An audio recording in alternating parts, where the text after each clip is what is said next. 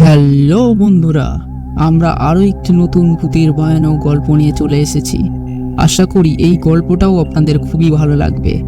তবে চলুন আমরা কানে হেডফোন নিয়ে আমরা এই গল্পটি শুনি। আজকের আমাদের গল্পের নাম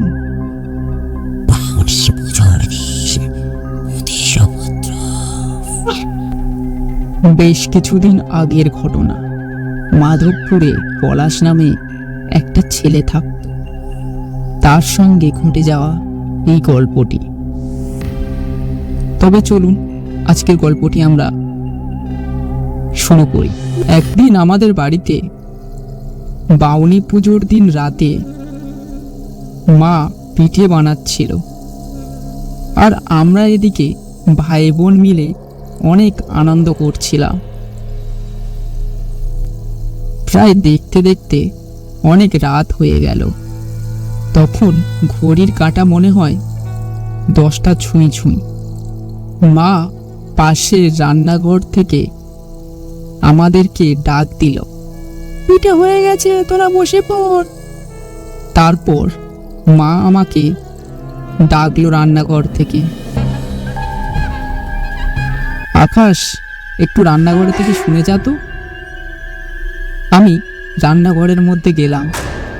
ঘরের মধ্যে যেতে মা আমাকে বলল, বাবা আকাশ, এই নে কিছু পিঠে, তোর কাকিমাদের বাড়িতে গিয়ে দিয়ে আয় তো বাবা। কাকিমাদের বাড়িটা বেশ কিছুটা দূরে ছিল। কাকিমাদের বাড়িতে যেতে হলে একটা বড় মাঠ পার হয়ে তারপর যেতে হতো। মাঠেতে একটা বড় বট গাছ ছিল। বাবা মায়ের মুখ থেকে শোনা ওখানে নাকি রাতের বেলায় দিনারা ঘোরাফেরা করে। আর বেশি কিছু না ভেবে মায়ের কাছে থেকে পিঠেগুলো নিয়ে কাকিমাদের বাড়ির দিকে আমি যেতে শুরু করলাম। প্রায় পিঠেগুলো নিয়ে মাঠে পা রেখেছি, সঙ্গে সঙ্গে একটা ধোঁয়া ধুলো বাতাস আমার কাছে দিয়ে বয়ে যেতে লাগলো। আমি সেগুলোকে কোনো রকমই গুরুত্ব না দিয়ে আমি আবার চলতে শুরু করলাম।